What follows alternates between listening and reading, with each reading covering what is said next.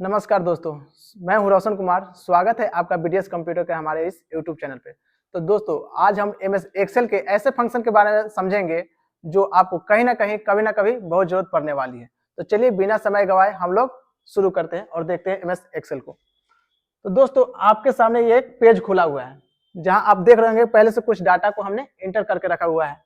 तो दोस्तों, आज हम पीएमटी के जरिए जब हम किसी बैंक से लोन लेते हैं तो उसमें कितना मेरा ईएमआई भरना रहता है प्रत्येक महीना, और टोटल पेड मेरा कितना आएगा, और क्या होता है इंटरेस्ट हमको कितना भरना पड़ेगा, इन सभी का यूज हम लोग देखेंगे।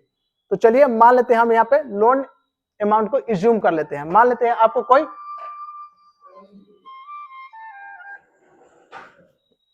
आपको कोई होम लोन लेना है। तो होम लोन लेना है, मान लेते हैं हम 15 लाख का कोई होम लोन ले रहे हैं। ठीक है, तो यहाँ पर आपको 15 लाख को इंटर कर दे रहे हैं।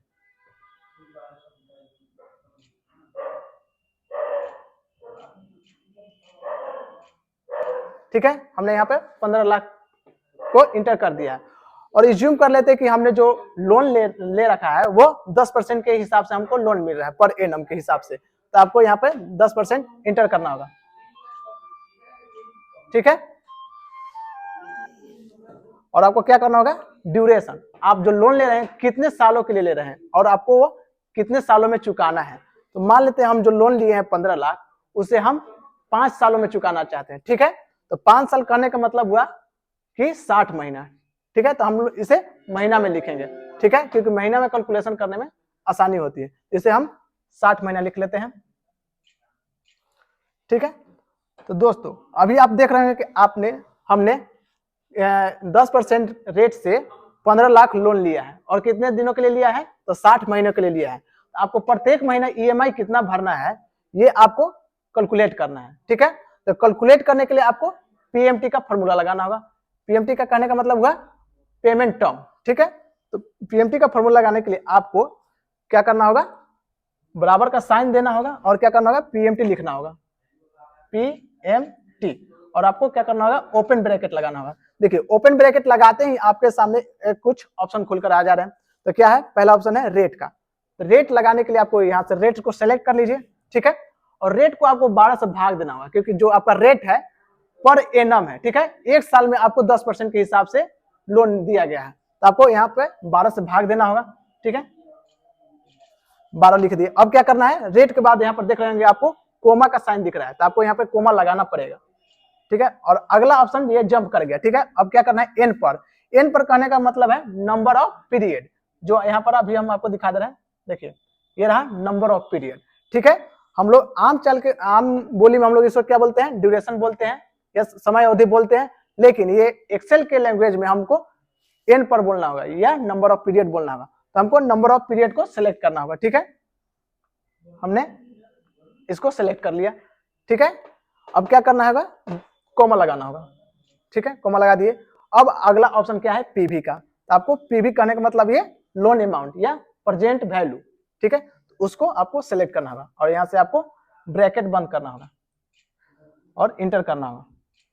देखिए दोस्तों, इंटर करते ही आपका ये क्या आ गया, प्रत्येक महीना का ये ईएमआई आ गया। प्रत्येक महीना आपको 31,870.57 रुपया के रूप में आपको पेमेंट भरना है। ठीक है, लेकिन आप यहाँ पर अभी देख रहे होंगे ये आपका जो अमाउंट है वो माइनस में आ गया है और लाल करके दिख रहा है।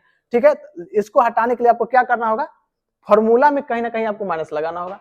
ये माइनस इसलिए आता है दोस्तों क्योंकि कहीं ना कहीं आपके ये जेब से, ठीक है, पैसा का ये हो रहा है, निकासी हो रहा है, तो ये माइनस में दिखता है। तो आपको क्या करना होगा, या तो यहाँ पे पीएमटी के पहले माइनस लगाना होगा, या यहाँ सिर्फ हो या पीवी जो दिख रहा है पीवी के पहले आपको माइनस लगाना होगा।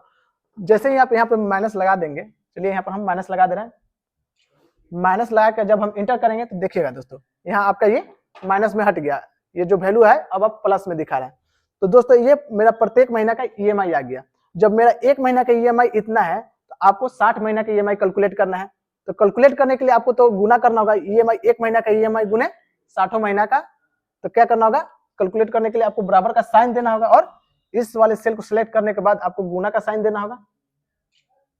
ठीक है, और उसके बाद ये वाले सेल को सिलेक्ट करना होगा। इन दोनों सेल का सिलेक्ट करने के बाद आपको यहाँ से इंटर प्रेस करना होगा। इंटर दबाते ही आप देख रहे होंगे आपने 15 लाख का लोन लिया था, लेकिन चुकाना कितना पड़ रहा है, तो 19,12,234 रुपया। ठीक है, तो आपको चुकाना कितना पड़ा, आपने इंटरेस्ट कितना भरा। इंटरेस्ट निकालने के लिए आपको क्या करना होगा, इंटरेस्ट वाले कॉलम में आ जाइए और आपको यहाँ पे बराबर का साइन देना होगा। और क्या करना होगा दोस्तों, आपने लोन कितना लिया और कितना भरा, तो आपने जितना भरा और लोन कितना लिया उसको घटाना होगा। ठीक है, तो मैंने इतना लोन को भरा, ठीक है, और लिया था हमने कितना, इतना लिया था। और इतना करते ही आप जैसे ही इंटर प्रेस कीजिएगा क्या होगा, आपका ये इंटरेस्ट निकल कर चला आएगा। तो देखिए दोस्तों, आपने 15 लाख का लोन लिया था और प्रत्येक महीना जब आप इतना ईएमआई भरते हैं 31,870 रुपया के हिसाब से, तो आपने 60 महीना मतलब 5 साल में आपने 19,12,234 रुपया भरे और आपका कुल जो इंटरेस्ट निकल कर आया वो आया 4,12,234 रुपया। ठीक है, तो दोस्तों ये रहा आपका कैलकुलेशन।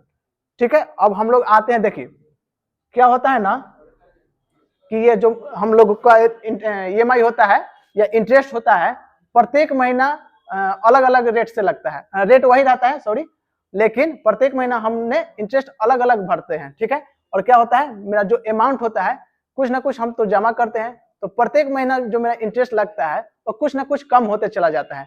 ठीक है, तो वही हम लोग यहाँ पर निकालेंगे आईपीएमटी के फॉर्मूला के जरिए। तो दोस्तों यहाँ पर देखिए, आईपीएमटी कहने का मतलब हो गया इंटरेस्ट पर मंथ या इंटरेस्ट पर पेमेंट टर्म्स। ठीक है, तो आपको यहाँ पर क्या लगाना होगा, इक्वल टू का साइन दीजिए। ठीक है, इक्वल टू का साइन दीजिए और फॉर्मूला क्या लगाना है, आईपीएमटी। तो यहाँ पर आईपीएमटी, ठीक है, और यहाँ से आपको ओपन ब्रैकेट लगाना होगा। ठीक है, देखिए ओपन ब्रैकेट लगाते ही आपके सामने ये ऑप्शन वाले खुलकर चले आ रहे हैं। ठीक है, और पहला ऑप्शन आपका क्या है, रेट। तो रेट को आपको क्या करना होगा, यहाँ से सेलेक्ट करना होगा। ठीक है, और इसको भी आपको 12 से भाग देना होगा, जो अभी हमने बताया है कि 12 से भाग क्यों दे रहे हैं, तो आपको इसको क्या करना होगा, 12 से भाग देना होगा। ठीक है, हमने 12 से भाग दे दिया। और क्या है ऑप्शन, कोमा का है। कोमा लगाने के बाद आपका ये पर जंप कर गया। पर कहने का मतलब है ये मंथ, पर मंथ आप कितना जमा कर रहे हैं, तो उसके लिए आपको पर वाले ऑप्शन का यूज करना होगा। ठीक है, तो यहाँ से हम पर सेलेक्ट कर रहे हैं। अब अगला ऑप्शन क्या है, एन कोमा। जैसे ही आप यहाँ से कोमा लगाइएगा तो अगला ऑप्शन है एन पर का। एन पर कहने का मतलब यहाँ पर दिख रहा होगा नंबर ऑफ पीरियड, मतलब आपने कितने महीने के लिए लिया है उसको सेलेक्ट करना होगा। फिर यहाँ कोमा लगाइए और अगला ऑप्शन क्या है, पीवी का। तो पीवी यहाँ से सेलेक्ट कीजिए और ब्रैकेट को बंद कीजिए। ठीक है, जैसे ही आप इंटर दबाइएगा तो देखिए फिर यहाँ से आपको ये माइनस में आ गया। तो माइनस में आ गया, तो इसको माइनस हटाने के लिए आपको क्या करना होगा, फॉर्मूला के आगे यहाँ से पीएमटी के आगे माइनस लगाना होगा। जैसे ही आप माइनस लगाएगा तो ये प्लस में हो जाएगा। ठीक है, देखिए तो दोस्तों यहाँ आपका एक महीना का जो इंटरेस्ट निकल कर आया, ये आया 12,500 रुपया। ठीक है, और दूसरा महीना पे आपका इंटरेस्ट कम हो जाएगा। तो कम हो जाएगा तो कैसे निकलेगा दोस्तों, आपको क्या करना होगा, इस वाले सेक्शन में जाकर इसको फिक्स करना होगा। ठीक है, या तो आप बारी बारी से सब में फॉर्मूला लगा सकते हैं, लेकिन आपको तो एक्सेल यूज कर रहे हैं तो बारी बारी से आपको फॉर्मूला लगाने की जरूरत नहीं है। आपको क्या करना होगा, इस C3 को आपको फिक्स करना होगा। C3 करने का मतलब रेट तो मेरा वही है। ठीक है, तो आपको उसको फिक्स करना होगा। फिक्स करने के लिए आपको कीबोर्ड से क्या करना होगा, F4 बटन को दबाना होगा। तो देख रहे होंगे दोस्तों यहाँ पर ये फिक्स हो गया है। उसी प्रकार आपको क्या करना होगा, C5 को। C5 क्या है, ये वाला 60 है जो ड्यूरेशन है। C5 जो है इसको भी आपको फिक्स करना होगा। तो फिक्स करने के लिए आपको फिर से F4 वाले बटन को क्लिक करना होगा। उसी प्रकार आपको क्या करना होगा, C4 को भी फिक्स करना होगा। ठीक है, ये हमने फिक्स कर दिया। लेकिन दोस्तों अभी आप यहाँ देख रहे होंगे हमने G2 को फिक्स नहीं किया है। G2 को दोस्तों हमने इसलिए फिक्स नहीं किया है क्योंकि आपका जो ये पर मंथ जो इंटरेस्ट है वो हमेशा चेंज होते जा रहा है। देखिए पहला महीना का वो निकल कर आएगा, दूसरा महीना का कुछ और निकल के आएगा और तीसरा महीना कुछ और निकल के आएगा। और जैसे हम इंटर दबाएंगे तो ये मेरा पहला महीना का निकल कर आया। ठीक है, अब हमको अगला में फॉर्मूला लगाने की जरूरत नहीं है। अब बस हम इसको सेलेक्ट कर देंगे या इसको ड्रैग कर देंगे तो मेरा ये बाकी सबका रेट निकल कर चला जाएगा। देखिए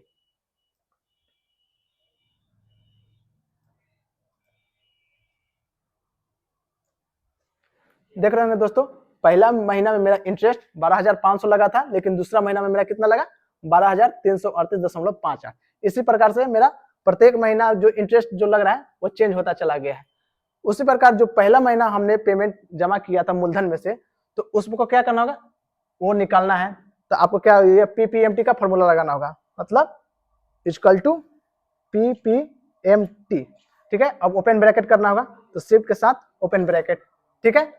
और देखिए ओपन ब्रैकेट लगाने के बाद फिर से आपको ये ऑप्शन खुलकर चला है, तो आपको क्या करना होगा, रेट, ठीक है, पर भागे 12, ठीक है, कॉमा क्या है, पर के लिए फिर आपको यहां से सिलेक्ट करना होगा, ठीक है, और क्या है, कॉमा, अब क्या है, एन पर के लिए आपको फिर से यहां से सिलेक्ट करना होगा, फिर कॉमा लगाए। अगला ऑप्शन क्या है, पीवी के लिए आपको यहां से सिलेक्ट करना होगा। आपको क्या करना होगा, ब्रैकेट बंद करने के बाद इंटर दबाना होगा, लेकिन इंटर दबाने से पहले फिर हम लोग यहाँ पर माइनस लगा लेंगे या यहाँ पर माइनस लगा लेंगे, ठीक है, इंटर। तो देखिए दोस्तों, पहला महीना में हमने मूलधन में से इतना जमा किया, ठीक है, और दूसरा महीना में निकालने के लिए आपको क्या करना होगा, फिर से आपको इसको फिक्स करना होगा, ठीक है। फिक्स करने के लिए कीबोर्ड से F4 दबाएंगे, इसको भी फिक्स करेंगे, कीबोर्ड से F4 दबाएंगे, इसको भी हम F4 से फिक्स कर लिए, ठीक है। अब जैसे ही इंटर करेंगे, इंटर करके और यहाँ से ड्रैग करेंगे, देखिएगा प्रत्येक महीना आपका जो वैल्यू रहेगा वो चेंज होता चला जाएगा। देखिए पहला महीना में आपने इतना पेमेंट मूलधन में से इतना जमा किया और दूसरे महीना में इतना जमा किया, उसी प्रकार 10वां महीना में आपने इतना जमा किया। तो इस प्रकार से आप कैलकुलेट करके पता लगा सकते हैं कि हाँ पहला महीना में आपने कितना जमा किया, दूसरा महीना में कितना जमा किया, पहले महीना का आपका इंटरेस्ट कितना लग रहा है और दूसरे महीना का इंटरेस्ट कितना लग रहा है, पहले महीना का जो मूलधन में से कितना जमा कर रहे हैं और दूसरे महीना में मूलधन में से कितना जमा कर रहे हैं। इसी प्रकार से आप कैलकुलेट करके बैंक वाले से समझ सकते हैं। तो दोस्तों ये रहा फाइनेंशियल फंक्शन के बारे में कुछ जानकारी। उम्मीद है दोस्तों आपको ये वीडियो अच्छी लगी होगी। अगर अच्छी लगी होगी तो लाइक करें। धन्यवाद।